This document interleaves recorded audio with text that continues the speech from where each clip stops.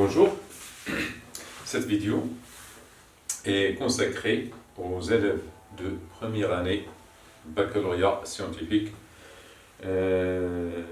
avec le cours sur la leçon numéro 2 de chimie, les solutions électrolytiques et les concentrations. Donc on va commencer par les solides ioniques.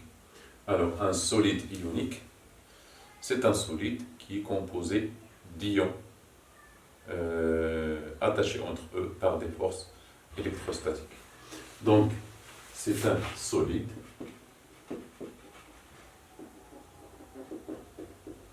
constitué par des ions.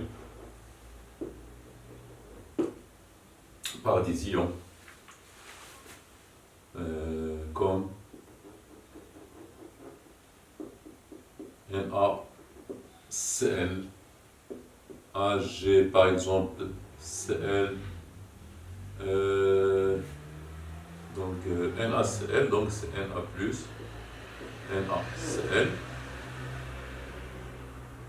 donc il est formé d'ions Na+, et d'ions Cl-, AgCl, elle est constituée d'ions Ag+, et Cl-.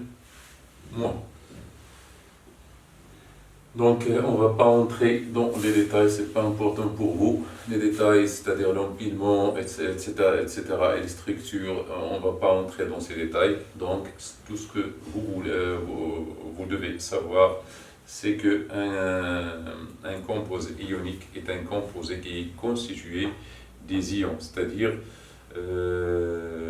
quand on le fait par exemple solubiliser, quand on veut solubiliser ce composé dans l'eau, il se décompose en ions. Par exemple, si on veut solubiliser le NaCl solide, il donne dans une solution aqueuse des ions Na+, aqueuse, et des ions Cl-, aqueuse elle aussi. Donc, toutefois, donc Na+, donc plus Cl-, qui peut donc donner NaCl,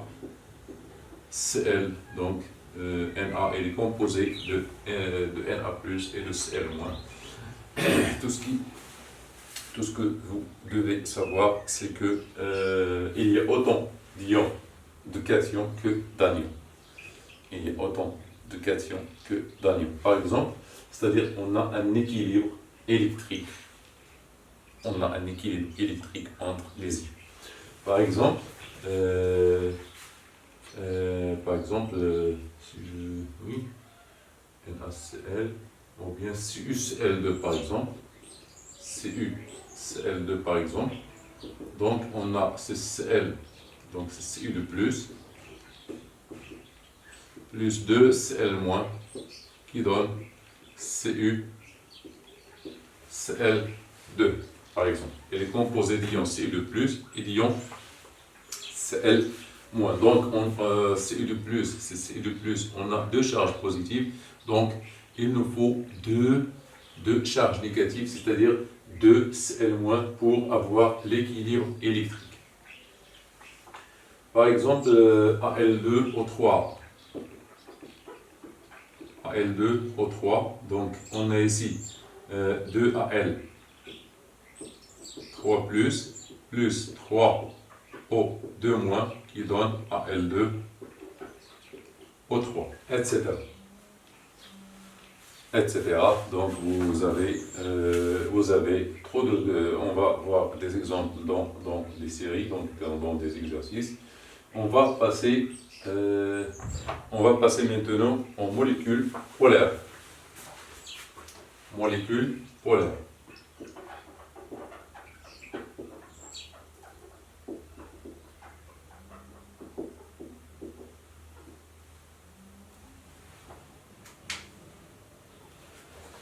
Donc les molécules, on dit une molécule polaire quand il présente deux pôles, un pôle positif et un pôle négatif. C'est comme une pile par exemple. Donc ça existe pour les molécules. Donc vous savez que les molécules sont formées par des atomes attachés entre eux. Ces atomes sont attachés par des liaisons chimiques, par des liaisons, on dit des doublés, comme vous avez vu en tronc commun. Donc ces atomes sont liés par des liaisons chimiques et chaque liaison chimique sous forme d'un doublet électronique. Donc les atomes, chacun possède ce qu'on appelle une électronégativité, c'est-à-dire sa capacité d'attirer le doublet électronique. La capacité d'attirer le doublet électronique. On dit qu'un atome plus électronégatif qu'un autre atome s'il a la capacité d'attirer d'avance autant d'attirer le doublet électronique vers elle. C'est-à-dire, par exemple, je vais vous donner donc les molécules polaires sont constituées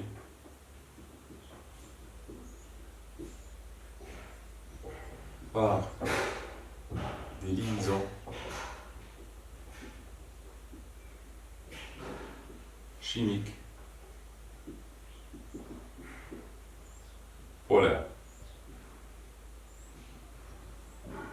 Des liaisons chimiques polaires.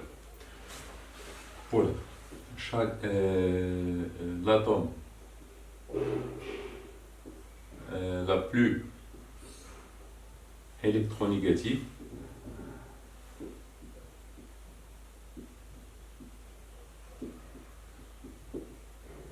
c'est-à-dire capacité d'attirer le nuage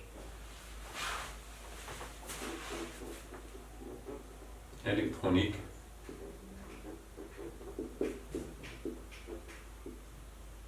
de la liaison. C'est-à-dire il a une capacité d'attirer, je vais vous donner un exemple. La liaison, donc l'atome la plus électronégative, capacité, donc attire le nuage électronique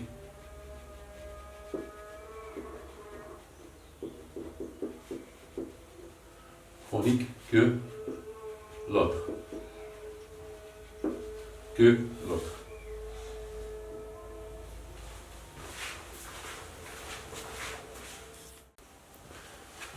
Alors, je vais vous donner un exemple. Donc, les molécules polaires sont constituées par des liaisons chimiques polaires. L'atome la plus électronégative attire le nuage électronique plus facilement.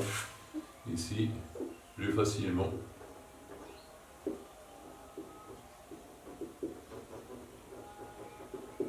Je vais vous donner un exemple. Par exemple, la molécule de HCl. Molécule HCl.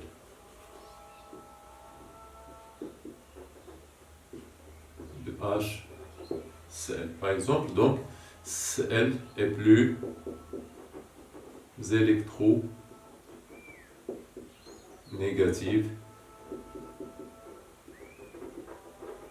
que H. Donc, Cl attire le nuage électronique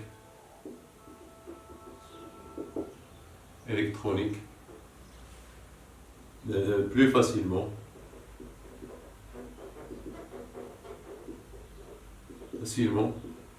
que H. Donc, on a HCl. À vrai dire, cette liaison n'est pas, c'est une représentation, mais la réalité, c'est que H, le doublet électronique, donc on a ici deux électrons, le doublet électronique se dirige vers Cl plus que H. En apparaissant ici une charge fictive delta moins, et ici une charge fictive delta plus.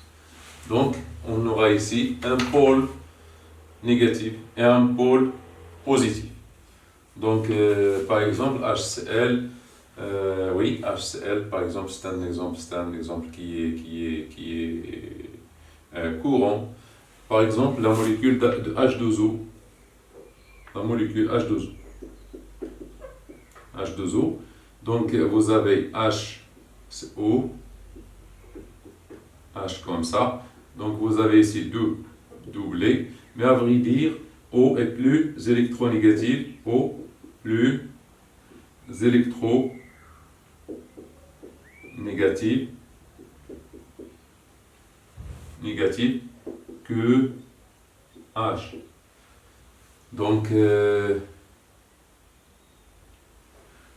il va attirer le doublé, donc on aura comme ça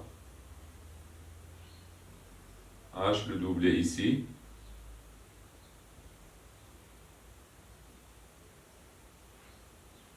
H ici. Donc il y a ici delta moins, delta plus, ici delta moins et delta plus.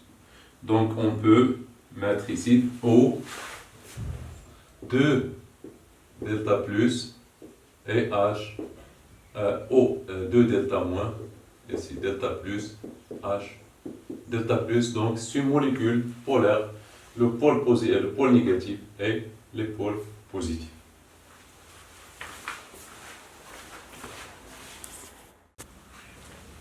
On passe maintenant aux solutions aqueuses électrolytiques. Alors, on dit qu'une solution électrolytique, comment obtenir cette solution? On l'obtient en dissolvant, c'est-à-dire pour préparer une solution électrolytique, il suffit de dissoudre une substance qui est appelée soluté. Donc, pour préparer une solution aqueuse, il faut dissoudre un soluté, une substance, la dissoudre dans un solvant. Le solvant, donc il y a soluté, c'est la substance qu'on dissout, et le solvant, c'est la solution dans laquelle on dissout ce soluté. Donc, appelé soluté dans un liquide appelé solvant. Donc, هذا هو المذيب وهذا المذاب. Le soluté هو المذاب الجسم اللي كندوبو. Le solvant هو المذيب اللي كيدوب لنا بحال الماء. Donc, le soluté peut être soit solide, on peut dissoudre un corps solide, ou bien un corps liquide, ou bien un gaz. Donc, si le solvant est l'eau, c'est-à-dire on peut dissoudre dans l'alcool, dans plusieurs solvants, il existe plusieurs solvants, mais si le solvant est l'eau, la solution, cette fois-ci, s'appelle solution aqueuse. Donc, on parle de solution aqueuse si le solvant utilisé est l'eau.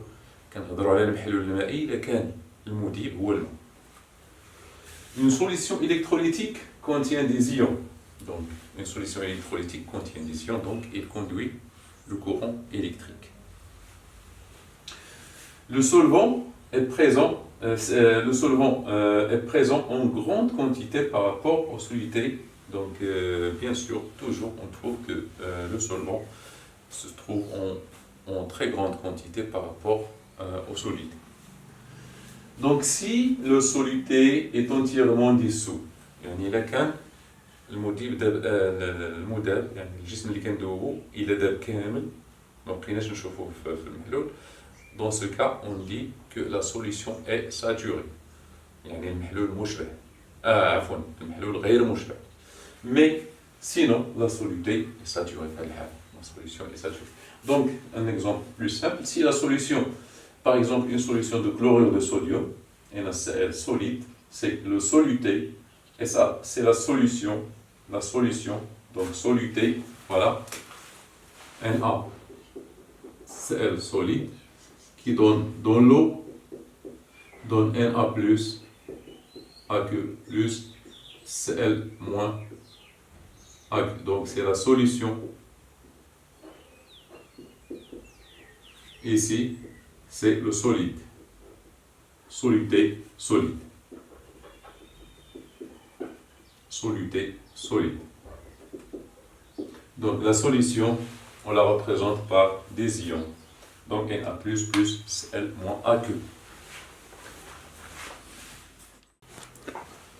On passe aux concentrations du soluté apporté, c'est-à-dire la concentration du soluté qu'on a dissous dans le solvant. Elle s'appelle la concentration du soluté apporté. Donc elle est définie par C qui est égal à le nombre de moles de soluté, la quantité de matière de soluté sur le volume de la solution. Par exemple, on vous dit on dissout 20 grammes de chlorure de sodium dans 1 litre d'eau. 20 grammes, donc on calcule la quantité de matière qui est N est égale à M sur la masse molaire, donc c'est la masse apportée divisée par le volume de la solution. On passe maintenant, par exemple ici, vous avez ici, voilà, je vais vous donner donc NaCl solide dans l'eau qui donne Na plus aqueux plus Cl moins aqueux. Ou bien je vais vous donner par exemple un autre exemple, par exemple NaCl, c'est pas là. Donc ici, N, c'est C est égal à N de NaCl sur le volume de la solution. Ici, pour la concentration effective concerne les espèces chimiques dissoutes dans la solution. Donc, par exemple, la concentration effective des espèces chimiques dissoutes, ce sont Na+, et Cl-. Par exemple, la concentration de Na+, est égale à le nombre de moles de Na+, divisé par le volume, ou bien la concentration de Cl- effective est égale à N de Cl- divisé par le volume de la solution. Alors la concentration massique, c'est la concentration en masse, c'est-à-dire la masse dissoute dans un volume d'eau. Par exemple, C est égal à la masse sur le volume. C est égal à la masse sur le volume. La concentration molaire, c'est le nombre de moles sur le volume. La concentration massique, c'est la masse apportée. Donc c'est très facile. M est égal à N fois M sur V. Donc à quoi est égal N sur V, c'est C fois M tout simplement. Donc ce cours n'est pas compliqué, il est très facile. Donc on va essayer d'attaquer les exercices dans une vidéo prochaine, Inch'Allah. Alors je vous laisse.